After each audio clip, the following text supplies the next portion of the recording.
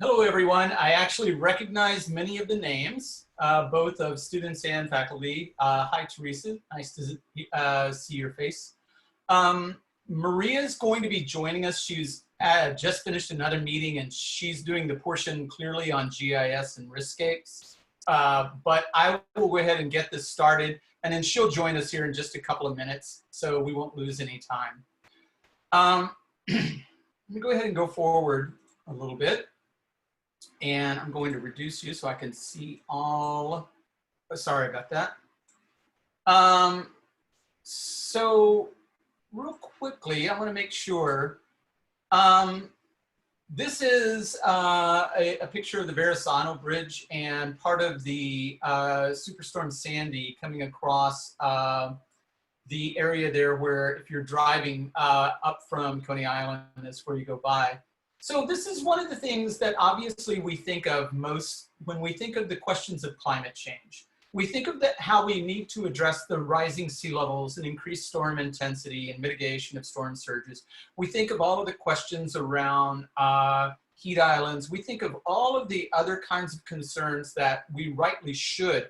Climate change is not a question of just one component. It's multiple questions we have to begin to ask. But one of the things that here on Long Island, we tend to ask it more than others is about the question of storm surge and sea level rise. However, as we've also come to understand is that when we start thinking about climate change, we have to understand that not all of us will actually encounter it in the same way or in the same level, because this has a great deal to do with the question of socioeconomic conditions, where we live, how much can we afford in order to be resilient, and what other options does this give us. Others obviously have questions that they have to answer that are very different than ours. So in light of this, we have to bring up the term of what we think of as environmental justice. And environmental justice is, again, this question of the fair treatment and involvement of people, no matter race, ethnicity, origin, income, with respect to how we think about environmental laws, regulations, and policies. But especially I want you to look under this bullet point, the first one, especially the question of the same degree of protection from an environmental and health hazards, because in many ways that is the question about environmental justice here on Long Island, is that are these communities along the seashores and in these flood-prone areas, do they have the same level of protection given the questions and differences of socioeconomic differences? And obviously, too, this has a great deal to do with the decision-making process. And by the way, this definition above is drawn from the current EPA definition. So we know, and we think about this especially with environmental justice, that it's an international issue. And certainly this is the case. We can think about this in nations that we think of as developing nations that don't have the ability to maybe mitigate some of the problems of storm surge and sea level rise. But one of the problems we're beginning to see too is that this environmental justice question is very much also a national issue.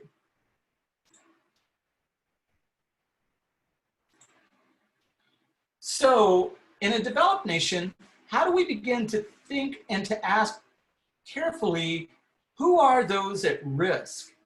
And it's not easily a question just of economics. That maybe is a huge part of it. It's also a question of the sort of traditional divisions of socioeconomics and others. And this is the part where it becomes really important to think about a place like Long Island.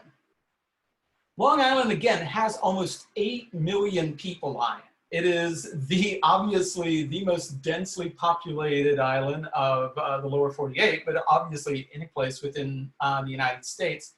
But this map actually that I found is actually a really good one if you look at population density. If you look closer to the city and in Queens and Brooklyn, you see mostly this sort of gray area, which of course is all about more concrete, more buildings, and more population density. This is then, as you move farther out toward the east, you see more and more green and then increasingly more farm rectangles.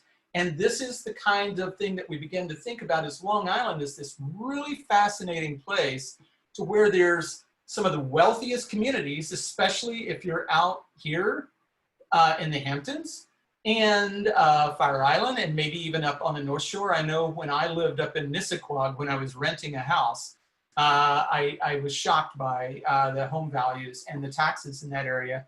And now that I live out here where I can afford in Calverton, I see that it's very much a different kind of place. And most of my neighbors here are Latino families working either in construction, landscaping, or farming.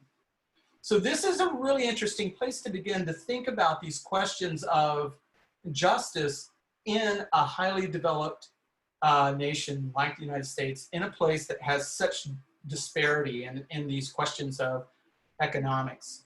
So, and if you, this is, sorry about, this is a very pixelated image, but one of the things that I liked is this is up about a block or two from Coney Island during Superstorm Sandy. And you can't see, I apologize for the image, but this whole area is underwater here, and it's up to this road.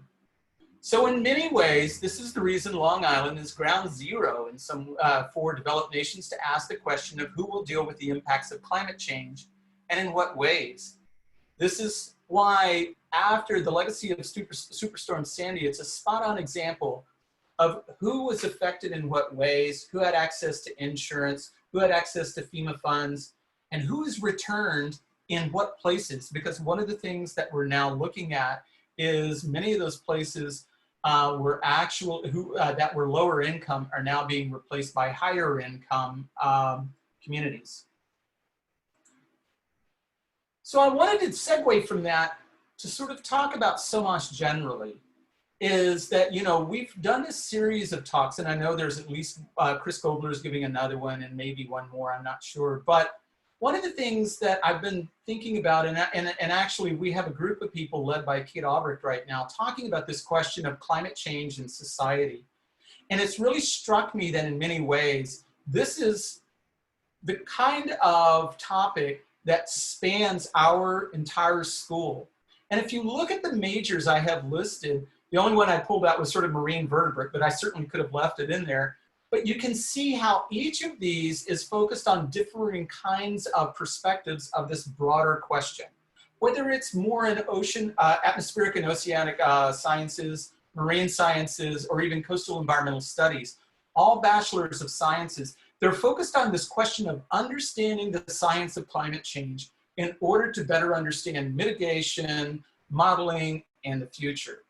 Then as you move down the list, you begin to see, well, okay, human impact, which Dr. Cochran directs, can begin to look at how do these ecosystems change and what is our anthropogenic impact on those ecosystems. And then sustainability studies that has more of an economic focus. Environmental studies, which is, again, much more broad and interdisciplinary. Perhaps the one in many ways most connected to the question of planning and design and policy is the EDP major, which really looks at these questions of resiliency. And in some ways too, this is where even environmental humanities begins to bring up the question of how do we talk about and bring environmental justice into these questions and communicate this with the local communities.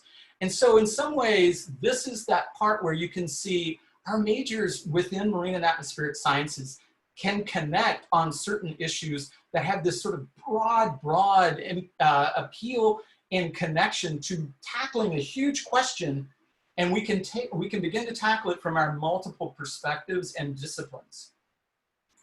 So Maria, are you there? So here I'll just take over a little bit about Riskscapes, which Dr. Taylor presented a little bit of an introduction. Riskscaping analysis originated really in New Zealand and Berlin and a lot of Eastern Europe and then Western Europe, but it hasn't really been done much in the United States. And the idea of riskscaping is looking at the idea of natural hazards in communities and how they're impacted. But then once you look at those riskscapes, how the trends for social vulnerability start to emerge and where they start to emerge.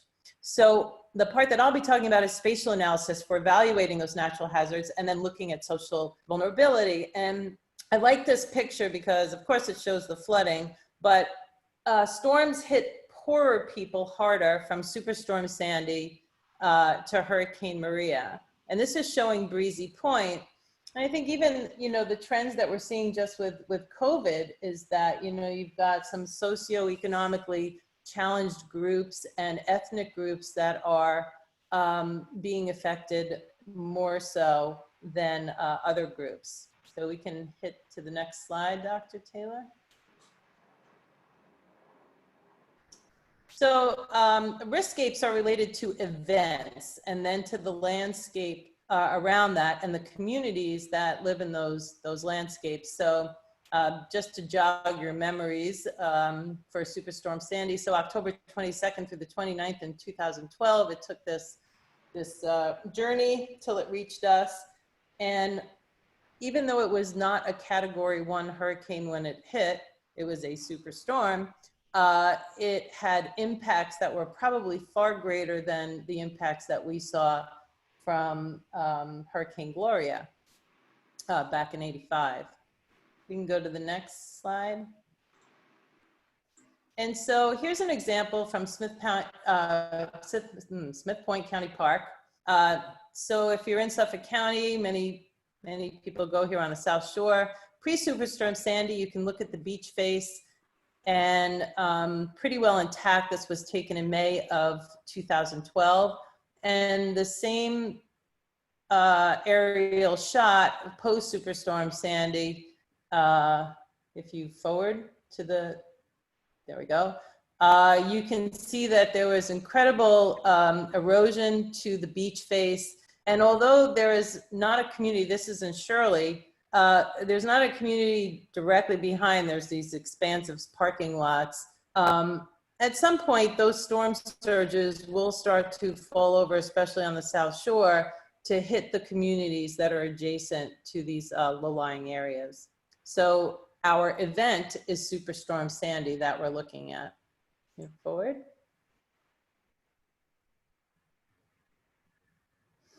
So I thought I'd bring up a sorry.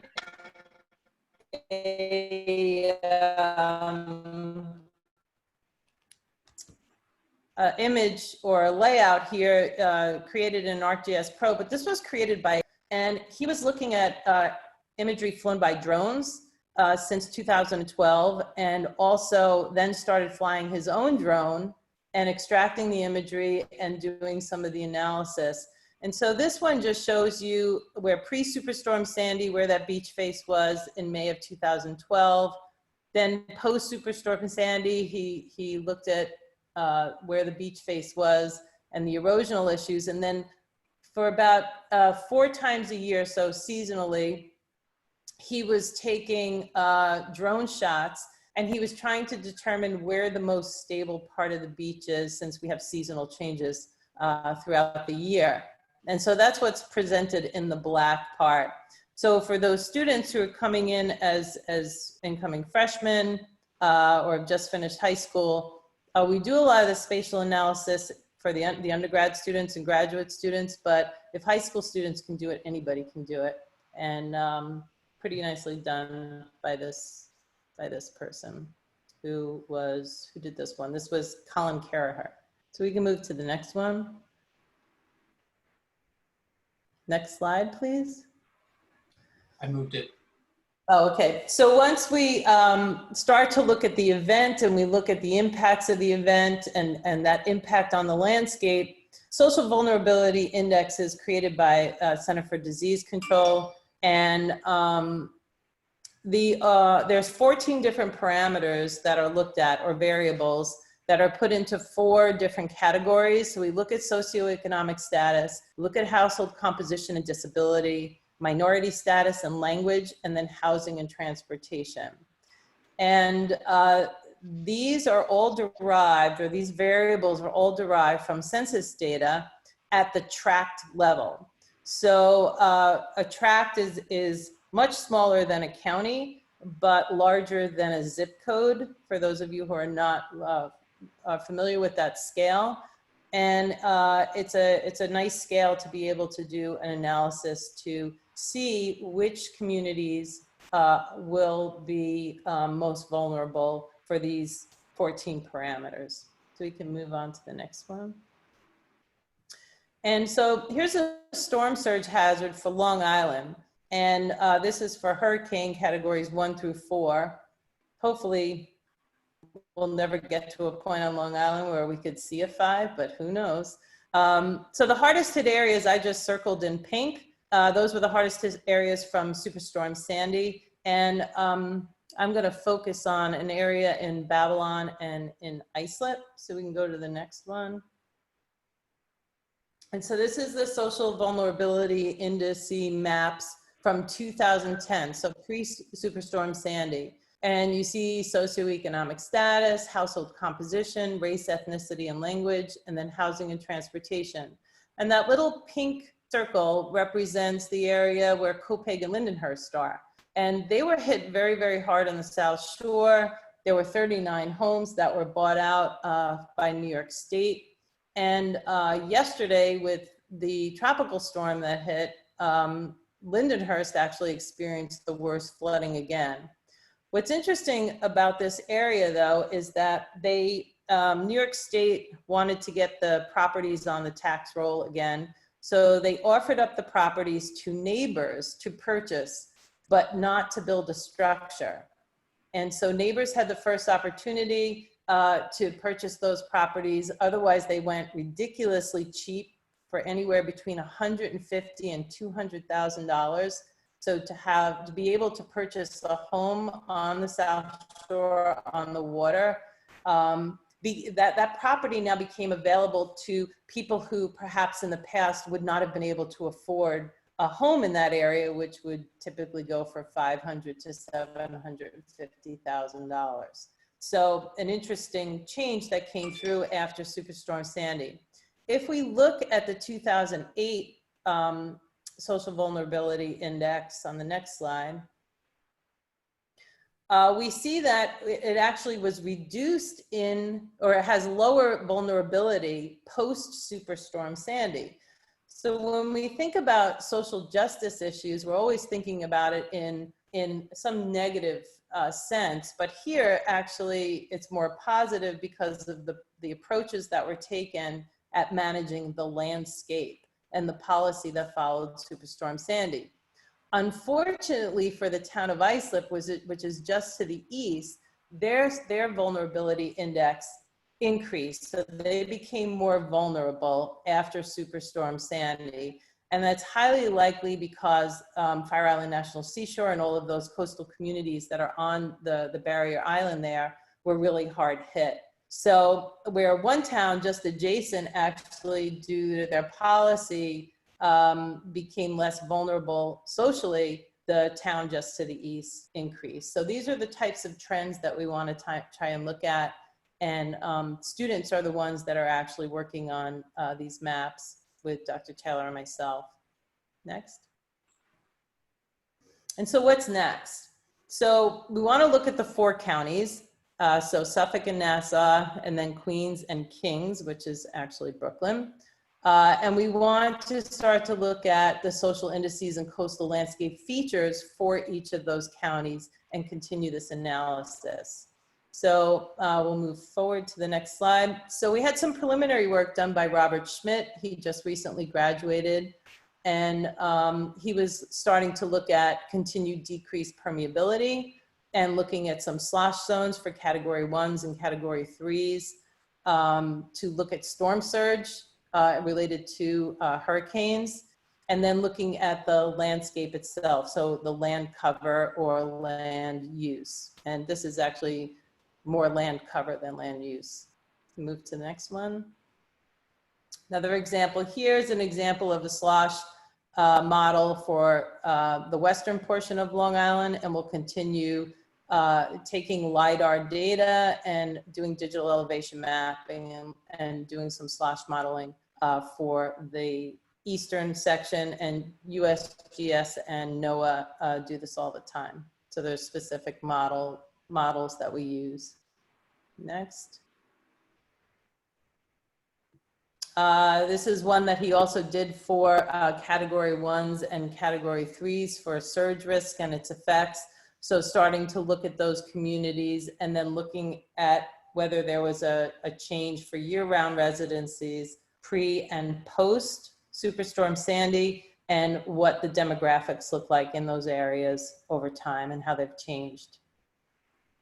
And then the last one, and then we start looking at population density at risk from flooding. So looking at the density of the population and how they'll be impacted, what the social vulnerability index will be, and related to these flooding events that we will likely have more frequently, seeing whether it's just because of sea level rise or because we have subsidence of our low-lying areas in our wetlands. And I think that's it for me. Yeah. Thanks. So in light of this, I'm working with 2 or 3 other editors, with Maria, who's organizing some of her GIS students. And we're in the process, we've got most of the collection of essays and artwork and photography about Long Island, reflecting on their homes in light of these questions of environmental justice during climate change. The book project is already under contract with SUNY Press. But what's interesting to me is not another book of personal essays about the environment with artwork, but it's that it's going to also include riskscape maps to best reflect those communities most at risk, and that we've actually solicited people from those communities to be the people writing the essays, so that it becomes a kind of science literacy moment in which they're able to do personal discussion and sort of reflection on these questions of climate change and environmental justice, while also drawing from the good mapping and work that Maria and her students are doing. In light of this, I've been able to have 3 undergraduate environmental humanities majors assist me in reviewing, editing, and preparing a manuscript for a university press, which has been a lot of education for them. And then also Maria's worked with 2 high school and 3 undergraduate GIS students to work on these riskscape maps. So one of the questions I think that often comes up is, why have an interdisciplinary project? And it goes back to the same thought that I had about our majors in SoMAS as it relates to a question like climate change and environmental justice. What we need to do is to think both critically, scientifically, but also personally about the next Superstorm Sandy. What does it mean about our notion of place? What does it mean as we begin to understand this? And all of those need to be informed by good science. We need to begin with understanding what is there and then respond with the ethics based upon our understanding of our communities and the expression of those ideas and values. So this is where, to my mind, it needs to be both personal essay and something maybe on the artistic side next to the good riskscape map, so that we can see these next to each other as a way to see something going forward. So in light of that, then, I'm not going to spend a lot of time on this, but the environmental humanities major then kind of takes this other part within SoMAS of looking at ethics, value systems, culture, communication, perhaps on one end the arts, on the other something maybe more about science communication. It's the one where I look at the major and I tell my students, is the strength of the major is that it's a little bit hard sometimes to fully define, so it's up to you to decide what aspect of it best suits your interests for your passions and also your sort of professional future. Real quickly, this past year, I've had students create a documentary about Lee Koppelman, which is here. And if you want to click on the link at some point to watch it, it was pretty amazing. We had a really nice premiere of that. And Dr. Koppelman was there to answer questions. Sorry about ocean acidification, but I had 2 students this spring work on ocean acidification outreach for Dr. Swanson. And what they were doing is looking at differing age groups and different rhetorical models to do outreach for differing groups about this question. They primarily focused on the sound. And so they did a series of videos, posters, flyers, and also a survey. And then just this past, I think May maybe, the Stony Brook News did a feature on one of the former graduates who's now the event manager for the Wildlife Habitat Council. And it really, Melissa gave, I think, a very thoughtful response on what she saw the value of her background in environmental humanities offered her. Some concluding thoughts for students, right? Again, climate change requires an interdisciplinary approach beginning with solid science, communicating it well to those most affected and looking carefully into the socioeconomic factors, which leave some communities more vulnerable than others. So I want you to understand that this is just one of the topics that I think in SoMAS makes it that you need to look at and to consider multiple sorts of points of view and fields of study to be able to understand the topic more fully. So in light of that, and this is my own thought as an advisor to my students, but I hope you all have the time to think about this. During your time at Stony Brook and SoMAS, make sure explore classes outside your comfort zone. Go try something new from a totally different perspective than you're accustomed to. You might find some really interesting connections and innovative possibilities for research and postgraduate work. It's the one thing that I've really noticed over my years of teaching is seeing my students who were far more creative than any major that they ever took. And that's where their passion and their employment sort of fell into place. Again, if you know me at all, you know I am always available for help of any kind, whether you're in environmental humanities or not. I'm happy to help guide you toward the right people and to be there in any way possible as a faculty member and as an advisor. So that is the end of the presentation. So I'm happy at this point to take questions. All right. Okay, what kind of actions were taken to reduce the risk in Lindenhurst and Copeg after Sandy? Maria, that's a you question. So the social vulnerability risks, I'm assuming that that's the question. Yes. Okay, so I mean, the risk for flooding, so the assessment was for risk for flooding. And so when FEMA came in, they designated certain homes as, being at high risk. And those homes under the New York program were 39 homes were designated to not be inhabited again, unless they were raised, right? And so some people did raise their homes, but many did not, nor could they afford them. They had been, had been there for a long time and they couldn't afford to do that.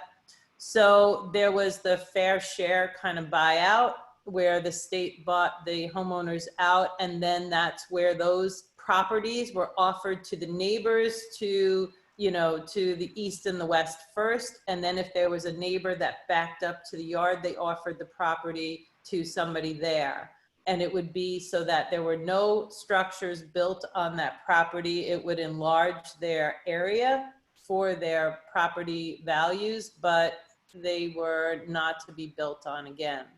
And then there were a few that went for somewhere between 150,000 to 200,000, which is super cheap for property, but you would have to be able to build a structure that would prevent you from flooding out again. And that old 10-foot contour elevation, it no longer stands as being the suitable elevation. So Maria, this is another question for you. What happened in Islip which increased risk after Sandy?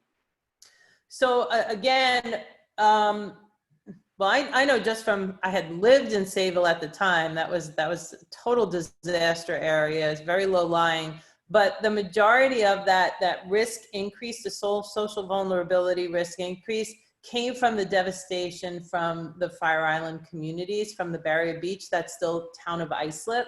So that's where that increase in social vulnerability really came from. Okay. So the next question is those outreach materials around the sound and ocean acidification, can they be accessed? So we actually finished that work for Dr. Swanson at the end of this semester, which again kind of was thrown into chaos because of COVID and everything. But we're waiting on actually Dr. Swanson's office to start to use those as part of his ocean acidification outreach and grant. So that the whole goal is I had 2 of my students working with him and Caitlin Willig in order to be educated about what is the good science of ocean acidification so that the materials that they had about outreach were better informed. I'm going to wait on Dr. Swanson to decide to release those. So it's kind of in his hands right now. And I know he's always busy. So the next question is, how do undergraduates get involved in climate research or research in general? Well, let's start research in general. Somewhere on here, there is a person with a worm. Oh, there she is. Yes. And another person, Dr. Louisa, and Dr. Aubrey. Honestly, there's good research going on among a number of the majors. It's possible. But I would say make sure and reach out to Dr. Cochran about the Worm Lab, or Dr. Albrecht about, coastal studies, or Dr. Louisa about how can I find a place or people who are open and interested in undergraduate research. And you will find it's a lot of faculty are really interested. My goal in environmental humanities is that every one of my majors has an internship and has done an independent research project before they graduate. They need a portfolio. I try to remind students all the time, it's not about good grades anymore. You need to show you're a professional by the time you're leaving. You need to have shown that you can do work in the field that you're passionate about. And that doesn't mean then just I got good grades. It means I've done independent research and I've done work in the field that I am passionate about, so that you start to make connections and you really develop this. In terms of climate research, this is a really good one.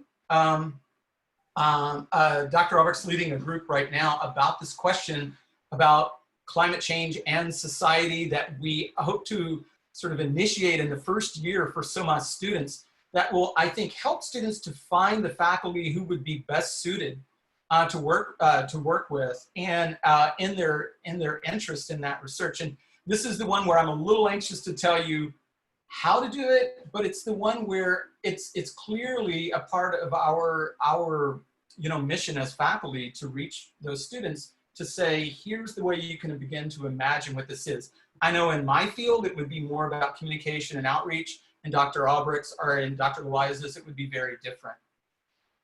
What sort of classes are offered in the EHM major? Can I take those classes if I'm majoring in something else? Yes, I'll be honest with you, I'll work with you. We have always sorts of limits to make sure all of our students in our majors can get through. But honestly, one of the popular classes I teach is environmental philosophy and ethics. And at this point, I probably have, I would guess, close to half environmental science, marine science, some atmospheric. I end up with as many science students as I do humanities students across the campus. And it actually makes it a better class, because when we're talking about ethics as it relates to the environment, I basically make sure that they're doing case studies and then we'll apply sort of ethical models to better understand what are the best answers. And other projects, again, there are other classes. Dr. Ryder teaches an environmental history class that's amazing because she's a phenomenal teacher. And so, what I would say is, please, reach out to us. There are a number of classes that would fit well within that.